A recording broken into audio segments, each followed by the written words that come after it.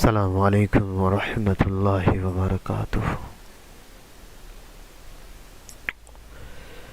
آج آپ کا اسلامی فقہ فرسٹ سمسٹر کی ہماری یہ آخری کتاب ہے، اس کا پہلا ویڈیو ہے۔ اس ویڈیو کے اندر کیا پڑھنا ہے، اس کتاب کو کس طریقے سے پڑھنی ہے، یہ ساری چیزیں آج فرسٹ ویڈیو میں ہی بتا دینی چاہیے، تاکہ آگے سے انشاءاللہ کوئی پریشانی نہ ہو اس کتاب کو سمجھنے میں۔ سب سے پہلی بات تو یہ جان لینی چاہیے کہ اس کتاب کو پڑھتے وقت آپ میں سے بہت سے ایسے اسٹوڈنٹس ہیں جنہیں عربی اردو پڑھنا یا لکھنا صحیح سے ابھی نہیں آتا ہے، تو ان کے لیے اس کتاب کو پڑھنا بھی بہت مشکل ہے، اور جب آپ کے لیے پڑھنا مشکل ہوگا تو اس کتاب کو سمجھنا بھی بہت زیادہ مشکل ہوگا۔ لیکن میں نے ویڈیو بیچ میں پاز کر دیا تھا، تو ہو سکتا ہے بات کٹ گئی ہو۔ میں یہ کہہ رہا تھا کہ ابھی آپ لوگوں کو اردو عربی صحیح سے نہیں آتا ہے، تو اس کتاب کو پڑھنے میں سمجھنے میں کافی پریشانی ہوگی۔ لیکن جس وقت ہم اس کتاب کو پڑھ رہے تھے اس وقت مجھے اپنا نام لکھنا بھی اردو میں نہیں آتا تھا، اور ایک لائن بھی صحیح سے اردو ہم پڑھ نہیں پاتے تھے۔ اس وقت یہ کتاب میرا ٹیچر نے مجھے پڑھائی تھی، اور ان کو یہ پورا بھروسہ تھا کہ کتاب کے ختم ہوتے ہوتے تک میری اردو بہت بہتر ہو جائے گی۔ تو اس کتاب سے اصل مسئلہ ان کو مسئلے مسائل نہیں پڑھانے تھے، اس لیے کہ مسئلے مسائل تو ہم کو آگے عربی کی بڑی بڑی کتابوں میں پڑھنے ہی تھے۔ تو اس کتاب کے پڑھانے کا ایک اور مقصد تھا، خاص مقصد میں سے وہ یہ تھا کہ اس کتاب کے پڑھنے سے لوگوں کی میری جو عربی اردو ہے وہ مضبوط ہو جائے، اردو سمجھنے میں آسانی ہو۔ تو میں بالکل دھیرے دھیرے آہستہ سے اس کتاب کو ایک ایک لفظ کو بالکل واضح کر کے پڑھوں گا، ویسے ہی اس لفظ کو آپ پڑھنے کی کوشش کریں۔ اس ویڈیو کو دیکھنے سے پہلے آپ کے لیے بہت ضروری ہے کہ اس پی ڈی ایف فائل جو یہ کتاب آپ کو اسکین کر کے بھیجی گئی ہے، یہ کتاب آپ کو پی ڈی ایف میں نہیں ملے گی، تو میں نے اسکین کر کے آپ کو بھیجا ہے، اس کو آپ اچھی طریقے سے پڑھیں گے اور سمجھیں گے۔ اتنی بات ہو گئی۔ اس کتاب کے پڑھنے کا جو طریقہ ہوگا وہ یہی سمپل ہے کہ ہم عبارت پڑھیں گے، اس لیے کہ ہم کو اردو پڑھنا ہے، تو عبارت یعنی جو عبارت کہتے ہیں، جو ٹیکسٹ لکھا ہوا ہے اس لکھاوٹ کو ہم پڑھتے چلیں گے۔ جو بھاری ورڈ ہوگا اس کو ہم آسان بنا کے پڑھ لیں گے، اور کچھ مسئلے مسائل ہوں گے تو ہم سمجھا دیں گے۔ اس سبق میں ہم کو اسلامی فقہ کے بارے میں پڑھنا ہے کہ فقہ کسے کہتے ہیں، فقہ کے اندر کون کون سی چیزیں ہمیں پڑھنے ہوتی ہیں، بس یہ دو چیز ہمیں اس سبجیکٹس میں اس کے چیپٹر میں پڑھنی ہے۔ اور آپ سے ریکمنڈڈ ہے کہ اس کے سبق کو شروع کرنے سے پہلے آپ اللہ سے دعا کر لے، نماز پڑھ لے، اور چونکہ یہ میرا معمول ہے کہ 10 دینے سے پہلے میں ایسا ہی کرتا ہوں، تو آپ سے بھی ریکمنڈ یہی ہے کہ آپ بھی اسی کام کو جو ہے کرے، یہ آپ کے لیے بہت زیادہ جو ہے بہتر ثابت ہوگا آپ کے حق میں اور کتاب کے سمجھنے میں۔ بسم اللہ الرحمن الرحیم۔ کوئی بھی کام شروع کرنے سے پہلے تو اللہ کا نام لیا ہی جاتا ہے۔ یہاں ہے دیباچہ طبع پنجم۔ دیباچہ کہا جاتا ہے پریفیس کو، مقدمہ کو، یعنی کوئی بھی کتاب شروع ہونے سے پہلے رائٹر جو کچھ کہتا ہے اس کتاب سے متعلق، یا اس کتاب کو کیوں لکھا گیا اس کے مطابق۔ طبع مطلب ہوتا ہے پبلش کرنا، یعنی کوئی کتاب جو پبلش کی جاتی ہے وہ ہے طبع۔ پنجم مطلب ہوتا ہے یہ 5th ایڈیشن ہے، یعنی یہ 5 بار یہ کتاب ابھی تک مارکیٹ میں پبلش ہو چکی ہے الگ الگ ایئر میں۔ اس کو میں کیا پڑھ رہا ہوں؟ فقہ اسلامی کا مفہوم۔ فقہ اسلامی کا مفہوم کیا پڑھ رہا ہوں؟ فقہ اسلامی کا مفہوم۔ فقہ اسلامی کا مفہوم پہلے سمجھیے کیا ہوتا ہے۔ مفہوم مطلب ہوتا ہے کسی چیز کا خلاصہ، کسی چیز کا ڈیفینیشن، کہ بھائی یہ بات ہے، اس بات سے ہم کو کیا سمجھ میں آتا ہے وہ. تو فقہ کا مطلب ہوتا ہے سمجھداری، لیکن جو میں نے آپ کو بتایا تھا کہ ایک ہوتا ہے اصطلاحی معنی، ایک ہوتا ہے لغوی معنی. اصطلاحی معنی جو اس کتاب کے لیے خاص ہوتا ہے، اور لغوی معنی جو اس لفظ کا ڈکشنری میں کیا معنی ہے. تو فقہ کے جو ڈکشنری میں معنی ہیں وہ ہیں سمجھنے کے، غور و فکر کرنے کے، اور اس شریعت کے حساب سے جو اس کی اصطلاحی معنی ہے وہ کیا ہے، مسئلے مسائل جاننے کے. ٹھیک ہے. تو اسلامی فقہ کا مفہوم یعنی اسلامی فقہ کا خلاصہ کیا ہے، کیا ایکسپلینیشن ہے، تو وہیں ہم اس کی ڈیفینیشن پڑھیں گے. فقہ کے لفظی معنی سمجھ بوجھ اور کسی چیز میں درک حاصل کرنا ہے. فقہ کے معنی، لفظی معنی سمجھ بوجھ اور کسی چیز میں درک حاصل کرنا ہے. درک مطلب ہوتا ہے سمجھ. ادرک یدرک ادراکن ہوتا ہے، اور درک یدرک درکن نصرین شروع سے. تو یہاں پر مصدر استعمال کیا گیا. آپ جانتے ہیں کہ اردو میں بہت سارے عربک لفظ استعمال ہوتے ہیں، تو یہاں پہ استعمال ہوا. درک مطلب ہوتا ہے سمجھداری. تو فقہ کے لفظی معنی سمجھ بوجھ اور کسی چیز میں درک حاصل کرنا ہے. لفظی معنی سے مراد یعنی لغت میں جو فقہ کے معنی ہیں وہ یہی ہے کہ غور و فکر، سمجھ بوجھ یا کسی چیز کو جاننا. ٹھیک ہے.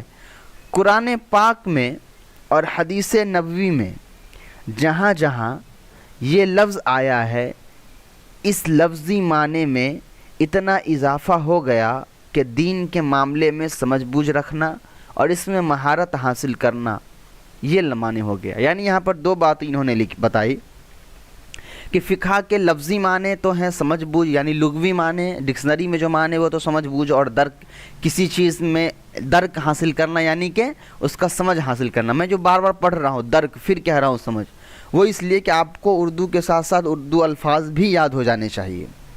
اور لغوی معنی کو انہوں نے یہاں پر، اصطلاحی معنی کو انہوں نے قرآن اور حدیث کے معنی کی جگہ استعمال کیا. یعنی یہ ایسے بھی استعمال کیا جا سکتا تھا کہ لغت میں فقہ کے معنی سمجھ بوجھ ہے اور اصطلاح میں جو ہے وہ قرآن و حدیث کے اندر سمجھ بوجھ رکھنے کو کہتے ہیں. لیکن انہوں نے ایسا نہیں کیا، بلکہ انہوں نے کیا کہا کہ اصطلاحی معنی کی جگہ انہوں نے قرآن پاک اور حدیث نبوی میں جہاں جہاں فقہ کا لفظ آیا ہے تو وہاں سے مراد کیا ہے، دین کے معاملے میں سمجھ بوجھ اور مہارت حاصل کرنا. یہاں تک بات ختم ہو گئی، یہاں کرنا تک. یہاں سے ہے قرآن مجید میں ہے، یہ الگ بات ہے کہ قرآن مجید میں ہے کیا. اعوذ باللہ من الشیطان الرجیم، بسم اللہ الرحمن الرحیم. فلولا نفر من کل فرقۃ منہم طائفۃ لیتفقہوا فی الدین وَلِيُنْذِرُوا قَوْمَهُمْ اِذَا رَجَعُوا إِلَيْهِمْ. سب سے پہلے میں بتاتا ہوں کہ اس کے اندر اس کتاب کے اندر جتنی بھی عربی عبارت آئیں گی اس کا آپ اردو ترجمہ یہاں سے پہلے نہیں دیکھیں گے، چاہے وہ قرآن کی آیت ہو یا اس طرح کی کوئی اور عربی عبارت جیسے یہاں لکھی گئی، اس کا بھی ترجمہ آپ قرآن سے نہیں دیکھیں گے. سب سے پہلے آپ کی کیا کوشش ہوگی؟ سب سے پہلے آپ کی کوشش یہ ہوگی کہ آپ خود سے ترجمہ کرنے کی کوشش کریں گے.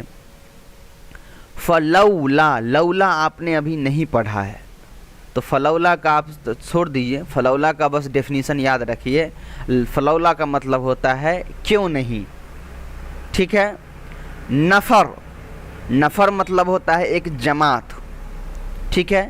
من کل فرقتن، من کل مضاف، فرقتن مضاف الیہ، مضاف مضاف الیہ مل کر مجرور، من حرف جر کا. منہم مضاف مضاف الیہ، من اور ہم مضاف مضاف الیہ.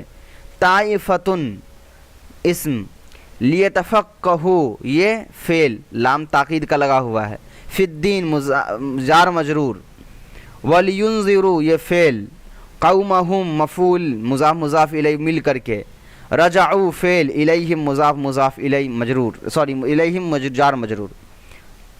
باقی قرآن کے جو لکھاوٹ ہوتی ہے وہ تھوڑی الگ ہوتی ہے، تو جب ہم قرآن کا ترجمہ شروع کریں گے تو وہاں ایک ایک چیز کی تحقیق کریں گے. یہ صرف فقہ کی کتاب ہے تو یہاں ہم کو صرف اتنا ہی نظر رکھنا ہے.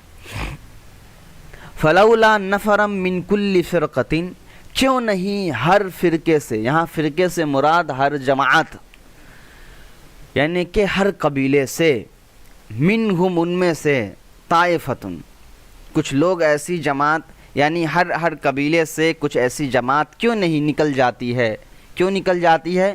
لیتفقہوا فی الدین، دین کی سمجھ حاصل کرنے کے لیے، وَلِيُنذِرُوا قَوْمَهُمْ إِذَا رَجَعُوا إِلَيْهِمْ، اور واپس آ کر اپنی قوم کو ڈرانے کے لیے نصیحت کرنے کے لیے۔ تو یہ کتنی بڑی بات اللہ نے کہا ہے ان علماؤں کے لیے جو دین کا علم حاصل کرتے ہیں کہیں جا کر کے یا کہیں سے رہ کر کے، کہ اللہ تعالیٰ ان کو ان لوگوں کی جماعت میں شامل کر رہے ہیں جس جماعت کی اللہ خواہش کر رہے ہیں کہ ایسے جماعت امت کے اندر ہونی چاہیے۔ اس کے بعد اسی بات کو مزید ثابت کرنے کے لیے کہا مَن یرید اللہ بہ خیر یفقہہ فی الدین، کہ اللہ تعالیٰ جس کے لیے جس کے لیے خیر لکھ دیتا ہے، جس کی بھلائی چاہتا ہے، اس کو کیا کرتا ہے؟ دین کی سمجھ عطا کر دیتا ہے۔ یہاں پر جو یہ لکھا جاتا ہے مشکات، یہ یہاں پہ لکھا جاتا ہے توبہ، تو قرآن کریم کی آیت ہوئی یہاں سے یہاں تک، اور یہ جو توبہ لکھی گئی اس کا مطلب ہے کہ سورہ توبہ کے اندر یہ آیت ہے، اور یہ یہاں سے یہاں تک جو ہے یہ حدیث بیان کی گئی، اور مشکات لکھ کے بتا دیا گیا کہ یہ حدیث کہاں ہے۔ مشکات ایک حدیث کی کتاب ہے، اس کے اندر ہے، ٹھیک ہے۔ اب چلیے آگے پڑھتے ہیں، اور یہ چونکہ مقدمہ ہے کتاب کا، تھوڑی بہت اس کے اندر ایکسپلینیشن زیادہ نہیں ہے، نہ کوئی مسئلے مسائل ہیں، تو زیادہ فوکس اردو اور عربی پہ ہی کریں آپ۔ عہد صحابہ و تابعین، عہد صحابہ سے مراد صحابہ رضی اللہ عنہم اجمعین کے زمانے تک، اور تابعین سے مراد صحابہ، تابعین کہا جاتا، دیکھیے صحابی کہا جاتا ہے اس انسان کو جس نے ایمان کی حالت میں آپ صلی اللہ علیہ وسلم سے ملاقات کی ہو یا ان کو دیکھا ہو، اور تابعین کہا جاتا ہے ان ایمان والے کو جس نے ایمان کی حالت میں کسی صحابی کو دیکھا ہو یا صحابی سے ملاقات کی ہو۔ تو صحابہ اور تابعین سمجھ گئے۔ عہد صحابہ اور عہد تابعین کا مطلب ہوتا ہے صحابہ اور تابعین کے دور میں، عہد مطلب ہوتا ہے زمانہ، دور۔ تو عہد صحابہ اور تابعین تک جب بھی یہ الفاظ بولا جاتا تھا، کون سا الفاظ؟ فقہ کا، تو اس سے یہی دینی فہم مراد لیا جاتا تھا۔ یعنی عہد صحابہ اور عہد تابعین تک جب بھی فقہ کہا جاتا تھا تو اس سے یہی دینی فہم مراد لیا جاتا، مطلب یہی دینی فہم سے مراد کون سا دینی فہم؟ تو یہ والا جو ہے سمجھ بوجھ رکھنا اور اس میں مہارت حاصل کرنا، دین کے معاملے میں، مکمل دین کے معاملے میں سمجھ بوجھ اور مہارت حاصل رکھنے کو کیا بولا جاتا تھا؟ دین، فقہ بولا جاتا تھا۔ کب؟ عہد صحابہ اور تابعین کے زمانے میں۔ تو ان کے زمانے میں فقہ کے اندر کیا کیا چیزیں آتی تھیں؟ جس میں عقائد کا مطلب ہوتا ہے ایمان لانا آخرت رسول اللہ پر، عبادات یعنی نماز روزہ حج زکوٰۃ، اخلاق یعنی اچھے انسان کے کیا اخلاق ہو، معاملات جیسے خرید بکری نکاح شادی وغیرہ سب داخل سمجھے جاتے ہیں، یعنی دین کا جتنا بھی چیز ہے وہ سب کے سب فقہ کے اندر مانا جاتا تھا۔ مگر جب ہر فن کی جدا جدا تدوین شروع ہوئی، تدوین مطلب بنانا، ٹھیک ہے، تدوین مطلب ہوتا ہے کیٹیگرائز کر کے الگ الگ بانٹ کر کے بنا دینا۔ تو جب ہر فن کی، فن مطلب الگ الگ چیز کی، جیسے تفسیر ایک الگ فن ہو گیا، حدیث ایک الگ فن ہو گیا، تو جب ہر فن کی جدا جدا تدوین شروع ہوئی، یعنی جب تفسیر کی الگ بنانی شروع کی گئی، فقہ کو الگ بنانا جانے لگا، حدیث کو الگ بنایا جانے لگا، تو ہر فن کے لیے جدا جدا اصطلاحیں وضع کی گئیں۔ اصطلاحی تو آپ کو معلوم ہے کہ ہر کتاب کے اندر اس کے اپنی کچھ خاص ٹرمز ہوتے ہیں، کچھ خاص لفظ ہوتے ہیں جس کے معنی جو ہیں اسی فن تک محدود ہوتے ہیں۔ تو ہر فن کے لیے جدا جدا اصطلاح وضع کی گئی، یعنی فقہ کے لیے ایک الگ جو ہے ٹرمز نکالا گیا، لفظ نکالا گیا، تفسیر کے لیے الگ اصطلاحات ٹرمز نکالے گئے، ایسے ہی، ٹھیک ہے۔ اس وقت سے علم فقہ سے عقائد و اخلاق کی بحث کو علیحدہ کر لیا گیا، علیحدہ مطلب الگ کر دیا گیا۔ تو جب اس وقت فقہ کو بنایا جانے لگا، یعنی عہد تابعین اور صحابہ اور تابعین تک تو فقہ کے اندر ساری چیزیں آ جاتی تھیں، لیکن اس کے بعد تابعین کے زمانے کے بعد جو ہے ہر کتاب الگ الگ بٹنے لگا، تفسیر الگ ہونے لگی، حدیث الگ ہونے لگی، فقہ الگ ہونے لگی، تو وہاں کیا ہوا کہ عقائد اور اخلاق یہ دو چیزیں فقہ کی کتاب سے نکال دیا گیا، اور فقہ کا دائرہ صرف عبادت، معاملات اور معاشرت کے ظاہری احکام تک محدود ہو گیا مطلب لیمیٹڈ ہو گیا، باؤنڈری بن گئی، ٹھیک ہے۔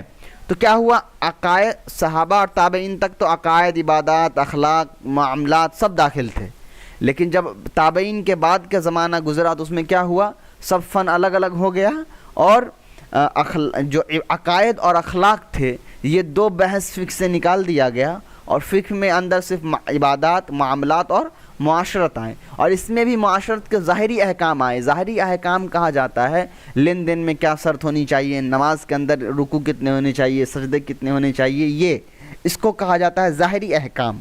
اور باطنی احکام کیا ہوتا ہے؟ نماز کے لیے خشوع خضوع ضروری ہے، نماز کے لیے اللہ کا استحضار ضروری ہے کہ ہم اللہ کے سامنے پڑھ رہے ہیں، دل کے اندر جو ہے غیبت نہ ہو، یہ ساری چیزیں کیا ہوتی ہیں؟ باطنی ہوتے ہیں۔ تو فقہ کے اندر جو کیا ہوا، صرف ظاہری احکام آ گئے۔ فقہ کی کتاب میں یہ نہیں لکھ آپ کو ملے گا کہ نماز کے اندر جو ہے نماز جب پڑھنے جاؤ تو اللہ کا استحضار ضروری ہے، فرض ہے، نہیں، بلکہ فقہ کے اندر آپ کو صرف یہ ملے گا کہ نماز کے لیے کتنے وضو ضروری ہے، یا روز نماز ضروری ہے، نماز کے لیے وضو ضروری ہے، جگہ کا پاک ہونا، اس طرح کی چیزیں آپ کو ملیں گی۔ تو یہ ہو گیا ظاہری احکام۔ یہاں سے فقہ کا دائرہ عبادات، معاملات، معاشرت کے ظاہری احکام تک محدود ہو گیا، یہاں تک ہو گیا۔ اور ان احکام کے جو اخلاقی اور روحانی پہلو میں آہستہ آہستہ فقہ کی کتابوں میں ان سے بحث کرنا ترک ہو گیا۔ اور یعنی جو اخلاقی اور روحانی احکام تھے، ابھی میں نے کیا بتایا آپ کو کہ ظاہری احکام، اور جو اخلاقی اور روحانی پہلو تھے یہ دھیرے دھیرے کیا ہوا، فقہ کی کتاب سے ان چیزوں پر بحث کرنا چھوڑ دیا گیا۔ اب بحث کرنا چھوڑ دیا تو پھر کیا ہوا، کہاں چلا گیا یہ؟ ان تینوں شعبوں کے علمی احکام کو جاننے ہی کا نام علم فقہ ہو گیا۔ اب کیا ہوا، 5 میں سے 2 کو ہٹا دیا گیا، عقائد اور اخلاق کو ہٹا دیا گیا تو 3 بچے، اور ان 3 کے جاننے کا نام، یعنی ان 3 چیز کے ظاہری مسئلے مسائل کے جاننے کا نام کیا ہو گیا؟ فقہ ہو گیا، ٹھیک ہے، جس کو کہا گیا علم الفقہ۔ عقائد کی بحث کے لیے علم الکلام کا وجود آیا۔ اس کی اسکیننگ تھوڑی صحیح نہیں آئی ہے تو پھر بھی آپ دیکھ لیں۔ عقائد کی بحث کے لیے کیا ہوا؟ علم کلام آیا۔ میں کیا پڑھ رہا ہوں اس کو؟ علم کلام وجود میں آیا، یعنی عقائد کی ایک الگ فن بن گئی جس کو کہا جاتا ہے علم کلام، یعنی ڈیبیٹ کا ایک فن تھا جو آپ پڑھیں گے، جس کو منطق کہا جاتا ہے، وہ ہم پڑھیں گے آگے۔ وہ ایک پوری کتاب بن گئی جہاں عقائد پر بحث ہونے لگی، اور احکام کے اخلاقی و روحانی پہلو، احسان اور تزکیہ نفس کے لیے تصوف کی اصطلاح وضع ہوئی۔ تو 5 میں سے 3 چیزیں تو فقہ میں آ گئیں، اور عقائد جو تھا وہ علم کلام میں آ گیا، تو اب بچا اخلاق۔ تو اخلاق کے اندر کیا ہے؟ غصہ، دل کے خواہشات، حسد، جلن، یہ ساری چیزیں ہیں اچھے اور برے اخلاق میں سے۔ تو وہ کہاں ڈیل کیا جانے لگا؟ تصوف کی ایک اصطلاح ہے، اس تصوف میں یہ ساری چیزیں ڈیل کی جانے لگی، ٹھیک ہے۔ مثلا ابتدا میں نماز کے بیان میں اس کے ظاہری ارکان کے ساتھ ساتھ خشوع اور خضوع، انابت قلب کا بھی ذکر ہوتا تھا۔ انابت قلب کا بھی ذکر ہوتا تھا۔ انابت قلب مطلب دل کے اندر، دل کی جو نرمی ہوتی ہے، وہ دل کے اندر جو جھکاؤ ہوتا ہے اللہ کی طرف۔ تو اب یہ اگزامپل کے طور پہ دے رہے ہیں کیسے ترک کیا گیا۔ تو نماز کے بیان میں اس کے ظاہری ارکان کے ساتھ، ارکان مطلب جو رول ہیں، رکوع، سجدہ، یہ سارے، ساتھ ساتھ خشوع خضوع۔ خشوع اور خضوع مطلب ہوتا ہے بالکل اپنے آپ کو دبا کر، حقیر فقیر سمجھ کر اللہ کے سامنے اپنے آپ کو چھوٹا مان کر نماز پڑھنا، اس کو خشوع خضوع۔ اور انابت قلب دل کی نرمی کے ساتھ ذکر ہوتا تھا۔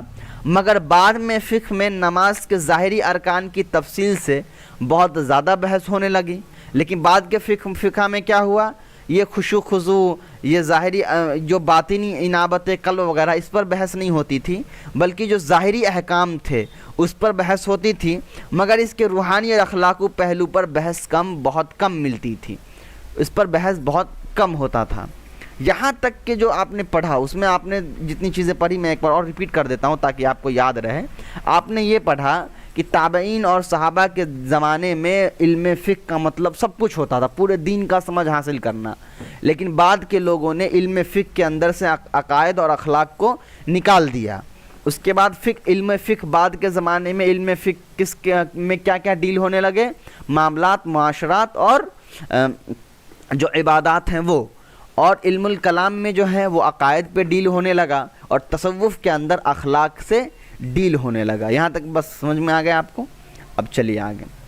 مگر جیسا کہ اوپر عرض کیا گیا، یعنی عرض مطلب پیش کیا گیا، بتایا گیا، ابتدا مت شروع، کہ جیسا کہ اوپر بتایا گیا شروع میں کہ فقہ فی الدین کا لفظ نفس دین اور سارے دینی احکام میں سمجھ بوجھ حاصل کرنے کے لیے بولا جاتا تھا. نفس دین مطلب مکمل پورا کا پورا دین، اور سارے دینی احکام مطلب اس دین کے معاملے میں جتنے احکام آ سکتے ہیں وہ سارے. تو یہ کہہ رہے ہیں کہ اوپر جیسے کہ میں نے پہلے ہی بتایا کہ دین کے علم فقہ کے اندر ساری کی ساری چیزیں آ جاتی تھیں، خواہ ایمان و عقیدے کے مسائل ہو، چاہے وہ ایمان و عقیدے کے مسائل ہو، عقائد بھی آ جاتے تھے، یا قانونی احکام ہو جیسے اخلاقی، روحانیت، معاشرت، یہ ساری کی ساری چیزیں صحابہ اور تابعین کے زمانے میں کہاں آتے تھے؟ فقہ کے اندر آتے تھے. اور چونکہ اب یہاں بتا رہے کہ چنانچہ امام ابو حنیفہ رحمۃ اللہ علیہ، جن کی ذات گرامی سے فقہ کا دائرہ وسیع سے وسیع تر ہوا، وسیع سے وسیع تر ہوا مطلب بہت زیادہ پھیلا، انہوں نے فقہ کی تعریف یہ کی تھی. سب سے پہلے یہ سمجھیں کہ امام ابو حنیفہ رحمۃ اللہ علیہ تبع تابعین میں سے ہیں، اور بعض لوگوں کے نزدیک جو ہے ان کی ہسٹری کے حساب سے وہ تابعین میں سے، یعنی انہوں نے صحابہ کو دیکھا ہے یا ان سے پڑھا بھی ہے، یہ باتیں کہی جا رہی ہیں. امام ابو حنیفہ ہی وہ سب سے پہلے شخص تھے جنہوں نے فقہ اکیڈمی بنائی. یعنی پہلے کا زمانہ آپ ایسے یاد رکھیں کہ پہلے لوگوں کے پاس حدیثیں تھیں اور قرآن تھا، ٹھیک ہے. لوگ قرآن کو پڑھتے تھے، حدیث کو پڑھتے تھے، قرآن کو فالو کرتے تھے، حدیث کو پڑھتے تھے، تو وہ لوگ بہت پڑھے لکھے تھے. دھیرے دھیرے جب زمانہ آگے بڑھتا گیا تو لوگوں کے اندر سے علم کی کمی نکلنے لگی، علم کا شوق ختم ہونے لگا.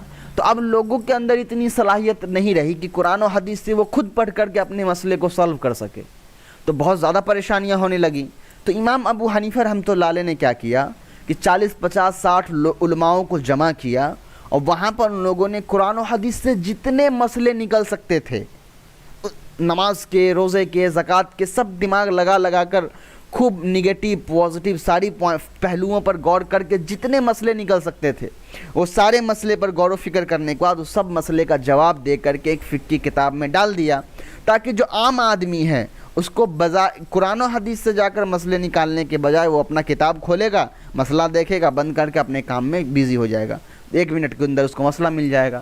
تو یہ کام امام ابو حنیفہ رحمۃ اللہ علیہ نے کیا تھا. اتنا بڑا کام انہوں نے کیا، یہ قرآن و حدیث کے تمام مسئلے کو سوچ سمجھ کر فقہ کی کتابوں میں ڈال دیا. تو ان کے یہاں فقہ کی بالکل آسان تعریف ہے، وہ کیا ہے؟ معرفت النفسی. میں سی کیوں پڑھ رہا ہوں؟ معرفت مضاف ہے اس لیے اس پر الف لام اور تنوین نہیں آیا، نفسی پر مضاف الیہ اسی لیے اس کے اوپر زیر ہوگا، تنوین نہیں ہوگا اس لیے کہ اس پر الف لام لگا ہوا ہے. تو معرفت نفس یعنی نفس کا جاننا، مضاف مضاف الیہ کا ترجمہ کاکی سے ہوتا ہے نا، تو معرفت نفس یعنی نفس کا جاننا. کیا؟ ما لہا و ما علیہا. ما لہا ما علیہا یہ ایک اصطلاح ہے جو آپ ابھی سے یاد رکھیں. ما لہا مطلب ہوتا ہے اس کے لیے کیا جائز ہے، ما علیہا اس کے لیے کیا حرام. یعنی اس کو آپ ایسے نہ سمجھیں لیکن یہ کوئی اصطلاح نہیں سمجھی جائے گی، یعنی اس کے لیے کون سی چیز صحیح ہے، اس کے لیے کون سی چیز غلط ہے، یہی ان دونوں کا مطلب ہوتا ہے. تو معرفت النفسی، نفسی سے مراد انسان ہے، کہ انسان کا جاننا. کیا جاننا؟ ما لہا اس کے لیے کیا جائز ہے، ما علیہا اس کے لیے کیا ناجائز ہے، کون سی چیزیں کرنی ہیں اس کو، کون سی چیزیں نہیں کرنی ہے، کون سی چیزیں اس کے لیے فائدہ مند ہے، کون سی چیزیں اس کے لیے نقصان دہ ہے. یہ کیا کرنا؟ جان لینا. اسی کا نام ہے فقہ. تو انہوں نے بالکل ایک جامع معنی تعریف کی. جامع معنی یعنی ایک ایسی تعریف بتا دی جس کے اندر پورا کا پورا فقہ جو ہے وہ سما گیا. اب دیکھیے آگے، اس تعریف سے یعنی ڈیفینیشن سے فقہ کا دائرہ محض عملی احکام تک محدود نہیں رہتا، بلکہ عقائد و اخلاق اور احسان و تزکیے کے احکام بھی اس کے اندر داخل ہو جاتے ہیں. تزکیہ مطلب ہوتا ہے نفس کی پاکیزگی. غصہ ہے، خراب چیز ہے، تو غصے کا تزکیہ کرنا یعنی غصے سے اپنے آپ کو بچانا، یہ ہے تزکیہ. احسان کا لفظ یہ اردو والا احسان نہیں ہے. احسان کا لفظ مطلب ہوتا ہے اللہ تعالیٰ کو ہمیشہ اپنے سامنے موجود رکھنا. اردو کے اندر احسان کے الگ معنی ہوتے ہیں، لیکن اس قرآن و حدیث میں جب بھی احسان کا لفظ استعمال ہوتا ہے تو عربی احسان ہوتا ہے۔ عربی احسان کے مطلب ہوتے ہیں اللہ تعالیٰ کو ہمیشہ حاضر اور ناظر مان کر کے کوئی کام کرنا۔ تو اس تعریف سے کیا ہوا؟ فقہ کا دائرہ محض عملی احکام تک محدود نہیں رہا، یعنی نماز، معاشرت، عبادات، یہ تو عملی احکام ہے کیونکہ ہم عمل کرتے ہیں، اس تک محدود نہیں رہا، بلکہ کیا ہوا؟ اس کے اندر عقائد بھی آ گئے، اخلاق بھی آ گیا، احسان بھی آ گیا، تزکیہ کے احکام بھی آ گئے۔ کیوں آ گیا؟ اس لیے کہ عقائد بھی تو ہمارے فائدے نقصان کو ثابت کرتا ہے، اخلاق بھی ہمارے ذات کو، انسان کو فائدہ نقصان پہنچاتا ہے، تزکیہ نفس بھی انسان کو فائدہ پہنچاتا ہے اگر تزکیہ کر لے تو، یا اگر غصے کا علاج نہیں کیا تو نقصان پہنچا سکتا ہے۔ تو ساری کی ساری جو چیزیں ہیں وہ کیا ہو گیا؟ امام ابو حنیفہ رحمۃ اللہ علیہ کے اس تعریف کے اندر آ گیا۔ اب آگے چلیے، علامہ ابن نجیم نے اپنی کتاب بحر الرائق میں عام فقہا کی طرح فقہ کی صرف 4 شعبوں عبادت، مناکحات اور معاملات اور عقوبات کے مسائل لکھے ہیں۔ یہاں تک بات ختم ہو گئی۔ یہاں سے بتا رہے کہ ایک بہت بڑے عالم گزرے ہیں علامہ ابن نجیم، جنہوں نے بحر الرائق میں، بحر الرائق ایک فقہ کی بہت بڑی کتاب ہے، اس میں لکھا ہے، اس میں انہوں نے فقہ کے صرف 4 شعبوں کو بیان کیا ہے، عبادت، مناکحات، معاملات۔ میں معاملات نہیں پڑھ رہا ہوں، معاملات پڑھ رہا ہوں، اس لیے کہ عربی میں معاملات ہی بولا جاتا ہے، معاملات نہیں بولا جاتا ہے۔ اور عقوبات، عبادات مطلب عبادت، مناکحات مطلب ہوتا ہے شادی، نکاح، ڈیورس وغیرہ، معاملات مطلب لین دین، عقوبات مطلب ہوتا ہے کسی جرم پر کوئی سزا دینا غلطی کرنے پر۔ تو انہوں نے بھی فقہ کے ان 4 شعبوں کو ہی بیان کیا، عقائد کو انہوں نے بھی جو ہے ترک کر دیا، مگر انہوں نے عقائد و آداب کو فقہ کا جز قرار نہیں دیے، نہیں مگر انہوں نے عقائد و آداب کو بھی فقہ کا جز قرار دیا ہے۔ بحر الرائق کی تمہید میں لکھتے ہیں کہ اسلامی فقہ کے 5 شعبے ہیں۔ اچھا، یہ بتانا چاہ رہے ہیں کہ انہوں نے کتاب کے اندر تو 4 شعبوں کو بیان کیا ہے، لیکن کتاب کے سٹارٹنگ میں انہوں نے 5 شعبے بیان کیے ہیں، جس کے اندر اعتقادات یعنی عقائد کو بھی انہوں نے شامل کیا ہے۔ اور اس کے بعد انہوں نے یہ بیان کیا ہے کہ اور ان میں سے ہر شعبے کے پھر کئی قسمیں ہیں، مثلا اعتقادات ہیں یعنی عقائد ہیں، تو اس کے اندر کیا ہے؟ اللہ پر ایمان لانا، فرشتوں پر ایمان لانا، کتاب پر ایمان لانا، رسول پر ایمان لانا، آخرت پر ایمان لانا۔ اسی طرح عبادات ہیں تو اس کے اندر نماز ہے، روزہ ہے، حج، زکوٰۃ، جہاد، معاملات ہیں۔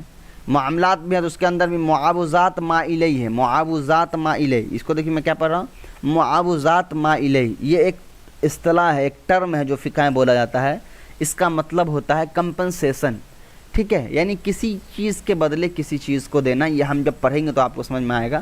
مناکحات آپ کو پتہ ہے، مخاصمات مطلب ہوتا ہے لڑائی جھگڑا، ایمانات ہے، اس کا شرکات ہے، شرکات اور ایمانات کے لگ بھگ سیم ہی معنی ہوتے ہیں، وہ ہم لوگ آگے پڑھیں گے کیا ہوتے ہیں۔ شرکات کا مطلب ہوتا ہے شرکت کرنا، شرکت یعنی کہ 2 لوگ مل کے جو پارٹنرشپ پہ کوئی کام کرتے اس کو کہا جاتا ہے شرکات یا شرکات، دونوں پڑھ سکتے ہیں۔ اور مزاجر یعنی سزا، یعنی وہ احکام جن میں جرائم اور ان کے سزاؤں کا بیان ہوتا ہے اس کو کیا کہتے ہیں؟ مجازر کہتے ہیں۔ دیکھیے یہاں پہ انہوں نے شرکات کے بارے میں کہا ہے، مثلا مزاربت، شرکت وغیرہ۔ اور نمبر 1 جو یہاں پہ معاملات ہے تو یہاں پہ 1 لکھا ہے، یہاں دیکھیے نیچے حاشیہ بھی ہے، اس میں سارے دیوانی قانون آیا۔ دیوانی قانون سے مراد ہے زندگی گزارنے کے لیے جتنی چیزیں چاہیے ہوتی ہیں وہ سب کی سب۔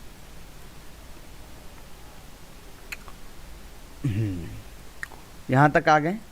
اس میں بھی اور متعدد قسمیں ہیں، مثلا قتل کی سزا، اور قتل میں کسی عضو کو نقصان پہنچانا دینا بھی شامل ہے۔ قتل کے اندر صرف انسان کو مار دینا نہیں ہے، بلکہ کسی نے اگر ہاتھ توڑ دیا تو وہ بھی قتل میں ہوتا ہے، اس کے بدلے بھی اس کو سزا کے طور پہ ہاتھ توڑا جائے گا، ٹھیک ہے۔ کسی کا مالی حق لینے کی سزا، یہ بھی مجازر کے اندر آ جائے گی، مثلا چوری کرنا، ڈاکہ، غصب مطلب لوٹ مار، بے عزتی کی سزا، بے عزتی کر دینا، آبرو ریزی یعنی ریپ وغیرہ کی جو سزا ہے۔ گویا سارے جو فوجداری کا قانون ہے اس کے تحت، فوجداری دیکھیے، 2 ٹرمز آپ نے پڑھے، دیوانی قانون یعنی سوشل جو رولز ہوتے ہیں وہ آتے ہیں دیوانی قانون، اور فوجداری قانون کے مطلب جو آرمی لاز ہوتے ہیں، یعنی کرمنل جو لاز ہوتے ہیں، کرمنل کے جو قانون ہوتے ہیں، چوری ڈکیتی وغیرہ، وہ سارے آتے ہیں فوجداری قانون میں۔ اب دیکھیے آداب، جس میں رہتے سہتے، کھانے پینے کے طریقے اور ذاتی اخلاق و سیرت کی بحث ہوتی ہے۔ آداب کے اندر کن چیزوں بحث ہوگی؟ کیسے رہا جائے، کیسے کھایا پیا جائے۔ فقہ میں عام طور پر ان میں سے 3 شعبوں کی بحث کی جاتی ہے۔ کیا ہے؟ عبادات، معاملات اور مزاجر۔ اس کی تفصیل سے اندازہ ہو گیا ہوگا کہ اسلامی فقہ کا دائرہ کتنا وسیع ہے، اور اس کی گرفت میں انسانی زندگی کا کوئی پہلو خالی نہیں ہے۔ یعنی فقہ کے اندر کیا ہے، دیکھ رہے ہیں نا آپ، فقہ کا سمجھنا، یہ جو اتنی بحثیں ہو رہی ہیں، یہ صرف یہ ثابت کرنے کے لیے ہو رہی ہیں کہ اسلامی فقہ کو کتنی توجہ دینی چاہیے، کتنی اہمیت دینی چاہیے، کہ پوری کی پوری زندگی جو ہے وہ اسلامی فقہ پر جو ہے، کیونکہ ایک انسان معاملات کرتا ہے، شادی بیاہ کرتا ہے، ایک معاشرے میں رہتا ہے، اور معاشرے میں کیسی زندگی گزارنی ہے، ایمان ہمارا کیسا ہو، نماز کیسے پڑھنا ہے، شادی بیاہ کیسے کرنا ہے، یہ ساری کی ساری چیزیں کہاں ملتی ہیں؟ فقہ کے اندر۔ تو اچھی زندگی گزارنے کے لیے فقہ کا سمجھنا بہت ضروری ہے، یہی بتا رہے ہیں۔ مگر جیسا کہ اوپر عرض کیا گیا کہ جب مختلف فنون کی تقسیم شروع ہوئی، جیسا کہ پہلے بتا دیا کہ جب بعد میں الگ الگ سبجیکٹس بنانے جائیں لگے، تو فقہا کہتے ہیں جو فقہ کے ماہر ہوتے ہیں، ٹھیک ہے، اس کو کہا جاتا ہے فقہا، نے مجرد عملی احکام کو عقائد و اخلاق کی بحث سے نکال دیا۔ تو انہوں نے کیا کیا؟ فقہا نے بعد کے فقہ کے اندر جو ہے عقائد اور اخلاق جو تھے اس کو نکال دیا، صرف عبادات، معاشرت، وہیں پر بات آ کے سمٹ گئی جس کی بات چل رہی تھی، اور اس کے حساب سے ان کی تعریف اب کیا ہو گئی فقہ کی، وہ دیکھ لیجئے۔ العلم میں کیوں پڑھ رہا ہوں؟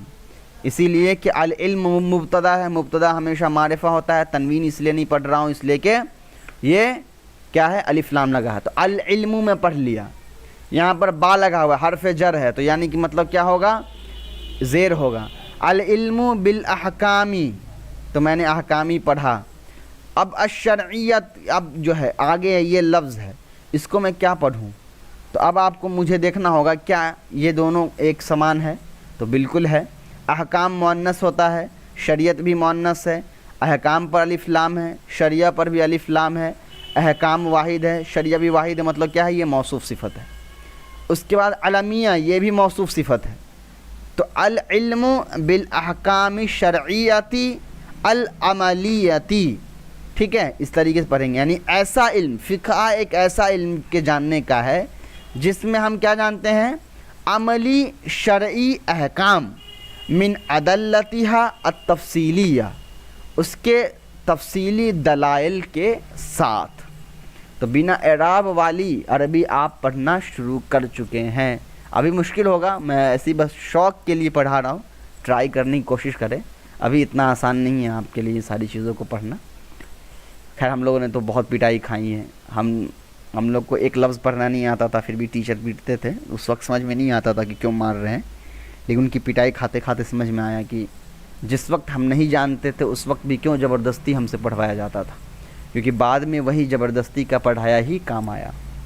تو کوشش کرے پڑھنے کی۔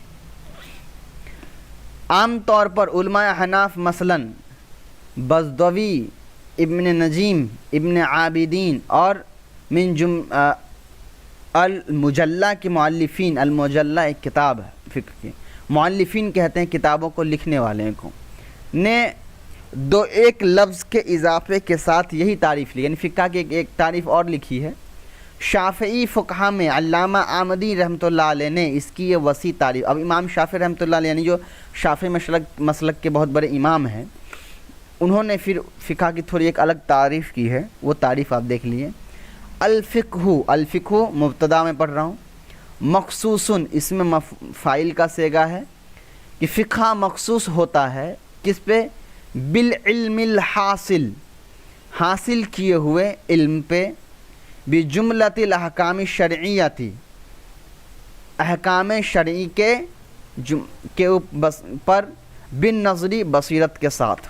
ترجمہ سمجھ میں نہیں آئے گا ابھی، اس لیے یہاں سے اب پہلے ایک لفظ پڑھ لیجئے پھر دیکھ لیجئے۔ فقہ اس علم کو کہتے ہیں جس کے ذریعے بصیرت اور دلیل کے ساتھ شریعت کا علم حاصل ہو، الفقہ مخصوصن، یہاں پہ انہوں نے ایک مفہومی ترجمہ کیا ہے، لفظی ترجمہ کبھی بھی نہیں کیا جاتا ہے، اس لیے کہ لفظی ترجمہ بہت کمپلیکیٹڈ ہوتا ہے، مشکل ہوتا ہے سمجھنا۔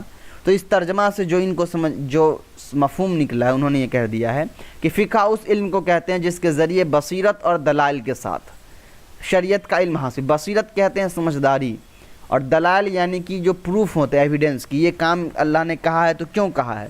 تو فقہ کے اندر ہم یہ دو چیزیں پڑھتے ہیں۔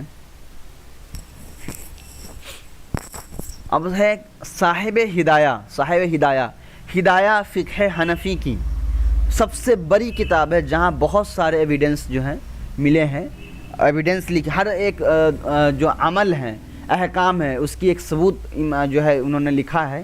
تو اسی لیے صاحب جو ہدایہ یعنی صاحب ہدایہ، ہدایہ کتاب کا نام ہے، صاحب ہدایہ مطلب ہدایہ کتاب کو لکھنے والے نے کیا ہے، صاحب ہدایہ کے دور تک، یعنی جس وقت وہ تھے، فقہا ہر مسئلے میں ادلہ تفصیلیہ، یعنی کہ فلاں مسئلہ کتاب و سنت کے فلاں حکم سے ماخوذ ہے۔ ادلہ تفصیلیہ مطلب کہ یہ حکم ہے، اچھا نماز پڑھنا ہے تو نماز پڑھنا کہاں سے ثابت ہے، تو قرآن کی اس آیت سے ثابت ہے، حدیث کی اس حدیث سے ثابت ہے۔